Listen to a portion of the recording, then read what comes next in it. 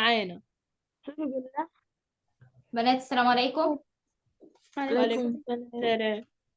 ذاكرتوا الدرس اللي فات؟ أيوة، مين امتحن ومين ما امتحنش؟ أنا امتحنت. أنا لسه مامتحنتش، همتحن بعد الحصة. وانا تمام. طيب بعد الحصة تمتحنوا وتبعتوا لي الدرجة. حد كان طالب مني يفهم الأسئلة بعد الحصة؟ هكلم اللي بعت لي الأسئلة فيها، عشان ما ينفعش أكلمه فيها في الحصة بما إن في ناس ما امتحنتش. خلاص؟ طيب. تمام. كنا المرة اللي فاتت انتهينا بإن خلاص الجنين اتكون ووصلنا للشهر التاسع من الولادة، وخلاص التاسع من الحمل، وجي بقى وقت الولادة. أول ما الأم بتدخل في الشهر التاسع إيه اللي بيحصل؟ ترتيب الأحداث دي مهمة، لأن هو ساعات بيجيب لك الأحداث دي في صورة أشكال ويقول لك هو ترتيب حدوثها إزاي. ف الولادة بتحصل الأول. طبعا احنا كنا متفقين إن اللي مسؤول عن إفراز البروجسترون خلال فترة الحمل حاجتين، إيه هما؟ المشيمة أيوه، والجسم الأصفر في أول 3 شهور. والجسم الأصفر في خلال أول 3 شهور من الحمل، دول اللي بيكون مسؤول عن إفراز البروجسترون فيهم هو الجسم الأصفر. الجسم الأصفر. فاحنا كده نقدر نقول إن أقصى عمر للجسم الأصفر هو 3 شهور 3 بس. شهور. خلاص؟ طيب، وبعد كده بتكمل الشغل بداله من أول الشهر الرابع، الخامس، السادس، السابع، الثامن، التاسع، ال6 شهور التانيين المشيمة. المشيمة من الرابع إلى التاسع، يبقى كده يعتبر إن أقصى عمر للمشيمة هو 6 شهور. ده أقصى عمر ممكن تعيشه.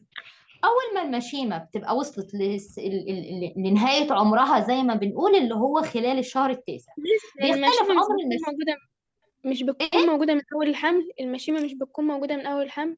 لا بصي، بتبدأ تكوينها من بداية الحمل ويكتمل تكوينها في بداية الشهر الرابع. تمام. يعني اللي احنا خدناها لما تبدأ الأغشية تبدأ تتغرس في البطانة دي، المشيمة بتبدأ تتكون، لكن لحد الآن ليست خلال الأول 3 شهور الأولين، ولا ليست مكتملة، وليس لها القدرة على إفراز بروجسترون. أول ما نبدأ في الرابع تكون مكتملة ولها القدرة على إفراز بروجسترون وتقدر تحل محل الجسم الأصفر. خلاص؟ طيب، جينا للشهر التاسع. الشهر التاسع بنلاقي ان الولادات فيه بتختلف من واحده للتانيه. مش كلهم بيولدوا في التاسع في نهايه التاسع، يعني مش كلهم بياخدوا ال9 شهور كاملين. في ناس في اول التاسع، في ناس في نص التاسع، في ناس في اخر التاسع، بيختلف من انثى لتانيه على حسب طبيعه جسمها. المهم ان انا عندي المشيمه لما توصل للشهر التاسع ونقول ان عمرها انتهى، وقتها بتبدا يحصل لها اول حاجه تفكك. يبقى اول حاجه بيبدا يحدث تفكك للمشيمه. طيب، لما الحاجه اللي كانت المفروض بتفرز البروجسترون هتتفك وتتفصل عن الجسم، يبقى كده طبيعي ان افراز البروجسترون هيبدا يحصل يقل. البروجسترون افرازه هيبدا يقل. مين الذكي واللي عنده قدره نبيهه قوي على ان هو يكتشف التغيرات دي؟ هو الغده النخاميه. الغده النخاميه ذكيه جدا. لما تلاقي ان البروجسترون قل بعد فترة طويلة من ارتفاعه، وقتها بتعرف ان ده ميعاد تفكك المشيمة. يبقى اللحظة دي هي لحظة الولادة.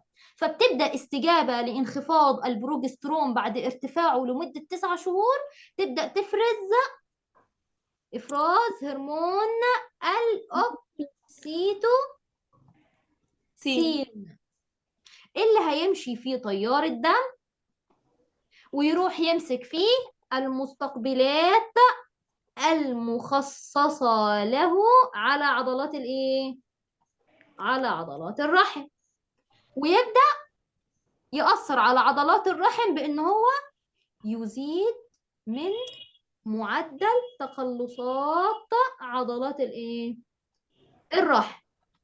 اللي يبدأ يحصل بقى، أنا كان عندي الرحم أهو، وأدي عنق الرحم، تمام، وادي الجنين كان جوه الاغشيه الجنينيه، وبره كده الغشاء اللي بيعمل المشيمه، وجوه الغشاء اللي عامل الحبل السري. بصوا بقى ركزوا.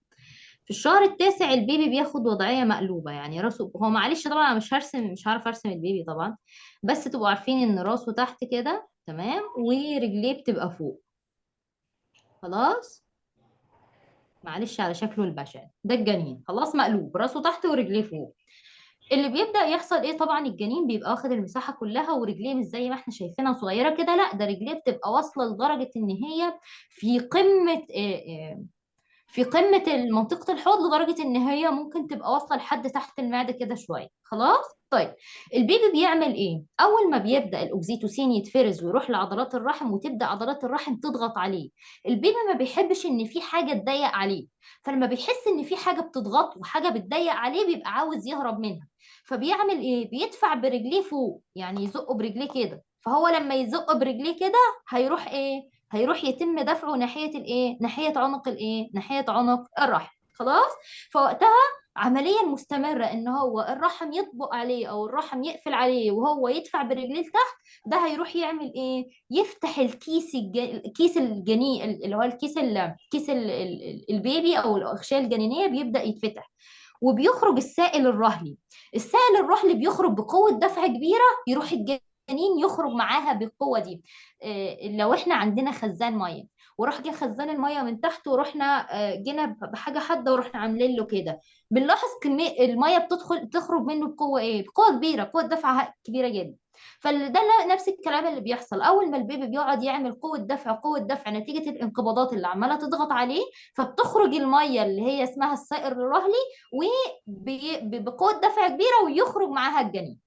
المفروض خلاص كده الجنين خرج دلوقتي اهو كده اهو، والحبل السري اهو كده. خلاص. طيب الجنين اول ما بيتولد المفروض ان احنا الدكتور ما يقطعش الحبل السري غير لما يشغل جهازه التنفسي، لان احنا قلنا ان الحبل السري ده اللي بينقل الاكسجين، صح كده، من المشيمة للجنين. فلو تخيلنا ان احنا فصلنا مصدر الاكسجين عن الجنين وهو لسه ما شغلش الاجهزه التنفسيه بتاعته، يبقى كده هيدخل له منين اكسجين؟ كده مفيش هيموت. مصدر، كده هيموت. فبنلاقي الدكتور دايما ماسك البيبي كده وقلبه مخلي راسه تحت ورجليه فوق، وبيحاول ان هو يضربه علشان يعيط. كلنا طبعا بنستغرب، هو يعني بينه وبين البيبي ده طار مثلا؟ لا، هو قلبه علشان كمية الدم اللي موجودة في جسم الجنين تبقى كلها متركزة في منطقة المخ، لحد ما نشغل الجهاز بتاعه علشان كل كمية الأكسجين تبقى عند خلايا المخ عشان خلايا المخ ما تتأثرش، لأن الدم عارفين إنه محمل بالأكسجين. فإحنا لما نركزه في منطقة خلايا المخ، فوقتها هتبقى إيه؟ المنطقة دي فيها كمية أكسجين مركزة. خلاص. ولما بنعيط البيبي دايما الدكتور بيطمن، أول ما البيبي يصرخ، أول ما البيبي يصرخ الدكتور بيقول إيه؟ خلاص الجهاز كده تمام، اقطعوا الحبل السري. الصرخة اللي عملها البيبي دي هو ما عملهاش كده ان هو بسبب ان الدكتور ضربه، هو الدكتور مش ضربه عشان يعيط، الدكتور ضربه علشان الصرخة دي هي التي ستؤدي الى عمل الجهاز التنفسي للجنين. الصرخة دي عشان الجهاز التنفسي يشتغل. اول ما بيصرخ بيقول لك خلاص، ويقطعوا الحبل السري من ناحية الجنين هنا، وبيحطوا حاجة اسمها مشبك كده عشان يقفل الحبل السري ده لحد ما يطهر وبيتحل وبينشف كده وبيقع. طيب خلاص الجنين هياخدوه بقى ويلبسوه وخلاص. طيب بالنسبة للي جوه جسم الأم إيه المنظر ده؟ ويا ميس هو هيفضل نازل منها الحبل السري ده بقى إيه ده ولا إيه؟ لا، العلماء لقيوا إن المخاض، يعني إيه المخاض؟ يعني انقباضات الأوعية، الانقباضات بتاعة الرحم بتفضل مستمرة بعد خروج الجنين ب10 دقايق أو ربع ساعة، بتفضل لسه موجودة. بتعمل إيه بقى؟ بتفضل تستمر علشان تطرد الكيس الجنيني او الاغشيه الجنينيه وباقي الحبل السري عشان يطردوا. فوقتها دول كده بيخرجوا كده كده كده كده كلهم بره ايه؟ بره رحم الام بعد خروج الجنين بحوالي 10 دقائق. في بعض الاماكن بتسميه حاجه اسمها الخلاص، ان هو حاجه كده بتخرج وبيتخلصوا منها، وتقعد بقى الام باقي ال 40 يوم اللي بعد الولاده بتبدا ايه؟ تنظف البطانه بقى بتاعه الرحم، اللي هي الاوعيه الدمويه اللي كانت مبطنه الايه؟ مبطنه الرحم. خلاص يا شباب كده خلاص البيبي اتولد. يبقى احنا كده تسلسل الاحداث، اول حاجه بتبدا المشيمه تتفك، لما المشيمه تبدا تتفكك هرمون البروجسترون يبدا يقل، الغده النخاميه بتحس ان البروجسترون قل، بتقول يبقى كده وقت الولاده جه، فبتبدا تفرز هرمون الاكسيتوسين اللي هيمشي في تيار الدم ويروح ياثر على عضلات الرحم ويزود معدل التقلصات فيها. لما التقلصات بتزيد بتبدا تضغط على الجنين وتدفعه لخارج الايه، لخارج الرحم. اول ما البيبي بيخرج لازم ان احنا نخليه يصرخ علشان جهازه التنفسي يشتغل، وما ينفعش ان انا اقطع الحبل السري بتاعه قبل ما جهازه التنفسي يشتغل، عشان كده يبقى انا بقطع عنه كل مصادر الايه، كل مصادر الاكسجين. خلاص. طيب البيبي اتولد، بعد ما البيبي بيتولد بيبقى محتاج غذاء، بيبقى غذائي الاساسي في اول شهور حياته هو لبن الايه، لبن الام، وده طبعا بيكون عن طريق عمليه الايه، عمليه الرضاعه. عمليه الرضاعه دي علشان تتم بتحتاج لهرمونين بيكملوا شغل بعض. ايه هما الهرمونين دول؟ فكروني بيهم. برولاكتين اوكسيتوسين. الأكسيتوسين الاول وبعد كده البرولاكتين. البرولاكتين والاوكسيتوسين. طيب مين بيشتغل الاول؟ بصوا بقى عشان تشوف. الاوكسيتوسين. لا بصي بقى ركزي. البرولاكتين شغال من قبل الولادة بشوية، ويفضل مستمر شغله طول ما الأم بترضع. مركزة معايا؟ البرولاكتين بيبدأ عمله، البرولاكتين عمله من الشهور الأخيرة في الحملة وحتى وقت الفطام، يعني أول ما تفطم خلاص طول ما هي بترضع ده شغال.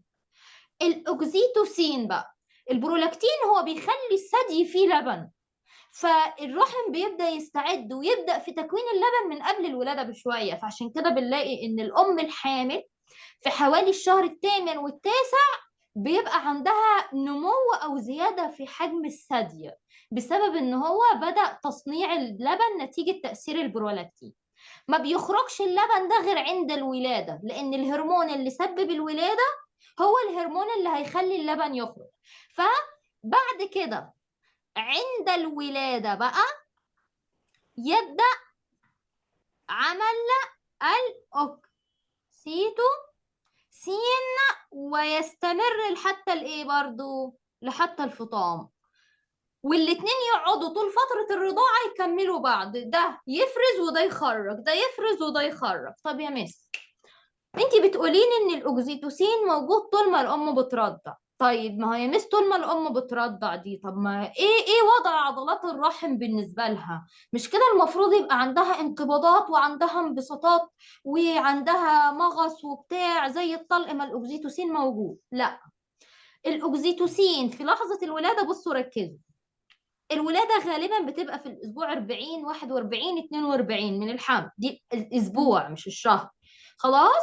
فبصوا الاكسيتوسين بيجي عند اسبوع الولاده ويعمل ايه؟ ده طبعا تركيزه في اول 3 شهور موجود في الجسم بس قليل جدا جدا جدا جدا، مش مؤثر على حاجه. يجي يعمل ايه؟ يجي عند اسبوع الولاده يعلى جدا، وصوله لارتفاع معين بيخليه يؤثر على عضلات الرحم. لازم يبقى مرتفع عشان عضلات الرحم تتأثر. أول ما يأثر على عضلات الرحم ويحدث الولادة يبدأ يتفرز على فترات، ولكن مش عالي زي بتاع الولادة كده، يعلى ويقل يعلى ويقل، يعلى واللي يعلى ويقل دول اللي هو ايه؟ وقت الرضاعة يعلى شوية يخرج اللبن ويقل، يعلى شوية يخرج اللبن ويقل. فوقتها علوه ده يؤثر على الثدي فقط. فوقتها ساعات بيسألك يقولك ايه؟ على الرغم من وجود الأكسيتوسين خلال فترة الرضاعة إلى أن الأم لا تعاني من تقلصات في عضلات الرحم، وقتها هتبقى إجابتنا إن نسبة الأكسيتوسين بعد الولادة وطول فترة الرضاعة هي نسبة مرتفعة بكمية بسيطة لا تصل للكمية اللي محتاجها عضلات الرحم علشان تتأثر بيها، إن عضلات الرحم محتاجة كمية كبيرة عشان تتأثر. خلاص يا شباب؟ فده كده الاكسيتوسين. لما تيجي تبصي بقى على الكيرف بتاع البرولاكتين، الكيرف بتاع البرولاكتين بقى بتلاقيه بيبدأ زيادته، يعني مثلا الولادة عند الأسبوع 40 تلاقي مثلا خلال الكام شهر الأخر كل ما نقرب منهم البرولاكتين بيزيد. بصي كده بيزيد، لكن هنا زاد عند لحظة الولادة، بيزيد بيزيد لحد لحظة الولادة. بصوا لحظة الولادة بيبقى عامل ازاي؟ مستمر في الزيادة، ما يقلش. ليه؟ لأن هو هدفه إفراز لبن، ما زال مستمر في إفراز اللبن. الأكسيتوسين هدفه الأساسي هو ولادة بعد الرضاعة، فعلي عشان يحدث الولادة، وبعدين بقت كميته قليلة مناسبة للرضاعة فقط. خلاص يا شباب؟ فده كده المعبر عن البرو لاكتين، وده معبر عن الأوكسيتوسين. خلاص يا شباب؟ طيب كده الرضاعة حصلت، الولادة حصلت والرضاعة حصلت. وطبعا الأبحاث العلمية أثبتت قد إيه إن الرضاعة الطبيعية دونا عن الرضاعة الصناعية بيبقى لها تأثير كبير قوي على الحالة الصحية وعلى الحالة النفسية للجنين. إيه العلاقة؟ الحالة الصحية دي هناخدها الفصل الجاي على طول، المناعة. إن هم لقيوا إن الأم وهي بترضع الجنين بترضعه أجسام مضادة لبعض الأمراض. عشان كده بنلاقي ان الام وهي تعبانه وعندها دور مرض معين، بتلاقي ان الستات بتوع زمان وقتها، احنا مش عارفين هما بيقولوا للام كده ليه، يقول لها ايه؟ رضعيه على قد ما تقدري علشان ما يلقطش منك. طب ما هو ايه العلاقه اللي خليني ارضعه يروح ما يلقطش مني؟ ان الام لو مصابه بمرض حالي، فكده معناها ان جسمها في اللحظه دي مليان اجسام مضاده لهذا المرض. الناس اللي مش عارفه يعني ايه اجسام مضاده، دي حاجه بتساعد في ان الجسم يقاوم المرض ده. تمام؟ الاجسام المضاده دي لهذا المرض لما الام تيجي ترضع الجنين بترضعه اللبن وفيه الاجسام المضاده للمرض اللي هي مصابه بيه. فنلاقي الام اتصابت وتقول سبحان الله، على الرغم من ان هو في حضني ليل نهار ما لقطش مني، عشان هي اصلا بتديله دواء طبيعي ضد المرض اللي هي مصابه بيه اثناء رضاعته. النفسيه يقول لك وجود الطفل في حضن امه فترات طويله بتخليه سوي نفسيا، مش زي الطفل اللي بيكون بعيد عن حضن امه او ملقيش حنان، فوقتها الطفل ده هو بيبقى غير سوي نفسيا. خلاص يا شباب؟ او ما يعرفش الحنان بالمعنى الحقيقي. فده كده فيما يخص تأثير الرضاعة على السلامة الصحية والسلامة الايه؟ والسلامة النفسية. المفروض والطبيعي والشائع ان كل 86 ولادة فردية نلاقي ولادة واحدة غير فردية. يعني ايه ان هو اكثر من طفل؟ اللي هي في الشائع او في الغالب يكون توأم ثنائي، يعني اتنين. الاكثر من طفل بيكونوا اتنين، ده اكثر شيوعا يعني. فكده معناها ان الطبيعي هو ولادة طفل واحد. اللي مش طبيعي وناتج عن ان في خلل حصل وفي حاجه مش طبيعيه حصلت في جسم الام هو ولاده اكثر من طفل انسان في المره الواحده. خلاص يا شباب؟ طيب انت عماله تقولي لي يا مس الاشاره لوجود خلل، يعني معنى كلامك يا مس ان كده التوأم دول هم ناتجين عن خلل؟ دول ناتجين عن حاجه مش طبيعيه اصلا. فاي توأم نعرفهم اعرفوا ان دول في خلل حصل في جسم مامتهم خلاهم يخرجوا كده توأم. طيب التوأم طبعا انواع، عندي توأم متماثل وتوأم غير متماثل. نركز في الجزئية دي علشان اللي بيحط امتحان اخر السنة بيحب جدا جدا التوأم المتماثل وغير المتماثل. خلاص؟ طيب التوأم المتماثل وغير المتماثل اتكونوا ازاي يا مس؟ وانتي كنتي قايله لي قبل كده معلومة كده، قلتي لي ان المفروض البويضة الواحدة ما بيدخلهاش غير حيوان منوي. حيوان منوي واحد. طيب هما ازاي بيجوا طفلين والبويضة اتخصبت بحيوان منوي واحد؟ هيكون عندي بيختلف على حسب نوع التوأم. إذا كان التوأم دول توأم متماثل ولا توأم غير متماثل. التوأم المتماثل بنسميه مسمى توأم أحادي اللقحة. يعني إيه أحادي اللقحة؟ يعني أساسهم اتعجنوا بعجينة واحدة وأساسهم زيجة واحد. توأم غير متماثل هو توأم ثنائي اللقحة، يعني كل واحد فيهم أساسه زيجة خاص بيه. طيب أنا المفروض يا مثل اللي أعرفه إن اللقحة الواحدة الزيجة الواحد دي ناتجة من إيه؟ اندماج منوية حيوان منوي مع حيوان بويضة. منوي واحد. فاللي حصل إن الأب أنتج حيوان منوي واحد اندمج مع بويضة واحدة الأم بتنتجها عادي في الشهر المعتاد بتاعها من الأم، وراحوا عطوني زيجة واحد. الطبيعي واللي أنا عارفه خدنا الحصة اللي فاتت في طور التفلج إن الزيجة ده هياخد إيه؟ أسبوع ويروح يديني توتية، صح كده؟ أيوة. التوتية دي هتبدأ تغرس نفسها في جدار الرحم. هنا هيبدأ الخلل بقى، إن التوأم المتماثل بيكون ناتج عن خلل في طور التفلج. طور التفلج يعني ايه؟ طور التفلج يعني اثناء انقسام الايه؟ الزيجوت. ايه اللي هيحصل بقى؟ ان اثناء انقسام الزيجوت في حصل خلل.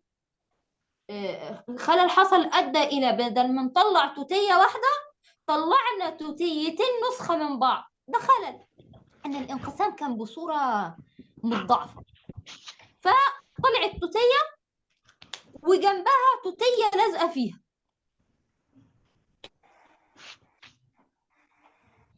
يبقى كده التوأم المتماثل دول توأم ناتج عن خلل في طور التفلج او خلل في الانقسام. والزيجوت بدل ما يديني جزء اعطاني جزئين. الاتنين دول بيقعدوا يكملوا، الاتنين بينغرسوا، والاتنين بيكونوا اغشية جنينية، والاتنين بيحصل لهم انقسامات ميتوزية وتمايز الى انسجة ويديني جنينين. الجنينين نسخة من بعض، مراية، مفيش ما بينهم اختلاف خالص، لان اساسهم انا عاجنهم بعجينه واحده. الاتنين انا بنيهم بحيوان منوي واحد وبويضه واحده. فلو الزيجوت ده وقتها كان تكوينه بويضه خصبت بحيوان منوي اكس، فوقتها هيطلعوا بنتين نسخه من بعض. لو البويضه دي خصبت بحيوان منوي واي وراح حصل لها خلل في الانقسام هتطلع ولدين نسخه من بعض. خلاص؟ طيب نعرف منين؟ لما نبص على رحم الام او لما نبص على المبيض بتاعها ان هي دلوقتي حامل في توأم. هو السؤال بيجي في الحتة دي بقى، يقول لك اي الاشكال التالية تعبر عن توأم متماثل، اي الاشكال التالية تعبر عن توأم غير متماثل. بصوا بقى، ممكن ان احنا لو هنفحص الام دي في خلال ال3 شهور الاولى بنفحص المبيض بتاعها ونبص على الرحم معاه. لو في بعد الشهر الرابع او بدايه الشهر الرابع بيبقى سهل جدا ان الموضوع يبقى واضح من الرحم بس، او بيتضح من الرحم بس. المبيضين مش هيبقى ليهم دور في الموضوع ده. احنا قلنا كده انه احد اللقاحه يعني اساسه بويضه ايه؟ واحدة. والبويضه الواحده فاكرين لما كانت بتخرج من المبيض كانت بتسيب ايه؟ تقول له خليك هنا علشان انت اللي هتثبتني بعد كده. الجسم الأصفر. الجسم الأصفر، برافو عليكي. أيوة. كانت بتسيب جسم أصفر تخرج يتكون من نتيجة خروجها جسم أصفر. الجسم الأصفر ده احنا متفقين إن هو اللي مسؤول عن استقرار الأجنة الناتجة عن إخصاب هذه البويضة. طيب فأنا كده لما أروح أبص في أي مبيض من دول والاقي جسم اصفر واحد، ده لما افحص في خلال اول 3 شهور، لان بعد الشهر نهايه الشهر الثالث مش هلاقي جسم اصفر اصلا. وابص في المبيض والاقي جنينين، اتنين جنين وادي جنين. وقتها لو لقيت جسم اصفر واحد وجنينين يبقى الجنينين دول مصدرهم بويضة واحدة، يبقى ده كده توأم متماثل. طيب فيما يخص الصفات المشتركة بين الاتنين دول ايه؟ الاتنين قلت لكم هيبقوا نسخة من بعض لان اساسهم نفس الصفات الوراثية. اساسهم نواة واحدة، نواة واحدة في المشيج الذكري اندمجت مع نواة في المشيج المؤنث. ده أساسهم هما الاتنين زيجوت واحد، فوقتها هيبقوا نسخة من بعض ومفيش ما بينهم أي اختلاف. تمام؟ طيب فيما يخص الأغشية الجنينية ممكن نلاقي، بصوا احنا قلنا إن الأغشية الجنينية 2، الخارجي كان اسمه إيه؟ ها؟ المشيمة. لا، اللي بيكون المشيمة اللي هو غشاء السولية. واحد كمان. السولية. غشاء السولية ده اللي كان بيكون المشيمة بتاعتهم. بصوا الزيجوت الواحد ليه سولي واحد ومشيمة واحدة. الزيجوت الواحد ليه سولي واحد ومشيمة واحدة. يبقى كده لما نيجي نفحص رحم الأم ده هنلاقي عندها إيه؟ مشيمة واحدة بس، هنلاقيها متوصلة كده ببعضها. والمشيمة دي نازل منها 2 حبل سري، واحد للجنين ده واحد للجنين ده. تمام؟ وهتشوفوا دلوقتي يعني إيه مشيمة واحدة ومشيمتين. خلاص؟ طيب. فيما يخص بقى الغشاء الرهلي اللي هو كان ناحية جوه بقى، ده يا مس إيه وضعه؟ على حسب هما الحتتين دول اتكونوا في مرحلة متأخرة. الجزئين دول يعني ممكن يتكونوا جزئين من الأول، يعني وهم بدل ما الزيجوت يدي في أول انقسام ليه خليتين يروح يدي خليتين وخليتين. وممكن الانقسام ده هو يحدث في المراحل الأخيرة من التفلت. فلو حصل الانقسام ده من البداية، يعني هم انفصلوا من البداية، كل واحد فيهم هيبقى ليه غشاء رهلي خاص بيه. يعني غشاء الرهلي بقى بيسموه ايه في السونار؟ بيسموه الكيس الجنيني. يبقى في فرق ما بين الأغشية الجنينية والكيس الجنيني. الأغشية الجنينية اللي هو اللي بره زائد اللي جوه. الكيس الجنيني يقصد بيه اللي هو الغشاء الايه؟ الرهلي بس، اللي هو الداخلي، اللي هو محوط الجنين مباشرة. تمام؟ فلو في المرحلة المبكرة من الانقسام كل واحد هيبقى ليه اللي خاص بيه. لو في مرحلة متأخرة اتكون الجزئين دول هيبقوا هما الاتنين ليهم كيس خاص بيهم. يعني لما نيجي نفحصهم هنلاقي مشيمة واحدة كده، وهنلاقي كيس واحد هما الاتنين موجودين فيه، ونازل لهم 2 حبل سري كده. وصلت؟ طيب. لقينا ان النوع ده مش شائع قوي ان هما الاتنين يكونوا في نفس الكيس. اللي اكثر شيوعا ان هما الاتنين ليهم نفس المشيمة بس كل واحد ليه كيس لوحده. والنوع ده لما بيحصل غالبا بيسبب حاجة اسمها التوأم السيامي. ايه التوأم السيامي ده؟ التوأم السيامي دول توأم متماثل ملتصق في احد المناطق في جسمه. في منطقة المفروض ان هم لما كان يتكونوا جزئين كده، كل ما يمشي المراحل لقدام كان المفروض الاجزاء دي تبقى مفصولة عن بعضها وكل واحدة ليها تكون كيس. اللي حصل ايه؟ ان هم فضلوا لازقين في بعض وما كونتش كل حاجة كيس. فمثلا احنا عارفين ان التوتية الخلايا بتاعتها بتتمايز، يعني تبقى دراع، تبقى رجل، تبقى ظهر. فلو الحتة اللي فضلوا لازقين فيها دي خلايا كان مقدر ليها كتف، يبقوا لازقين مع بعض في الكتف. مقدر ليها رجل يبقى لازقين مع بعض في الرجل. راس يبقى لازقين مع بعض في الراس. تمام؟ طيب. ده كده فيما يخص التوأم السيامي. يبقى التوأم السيامي مش شرط ان هو يتكون في كل حالات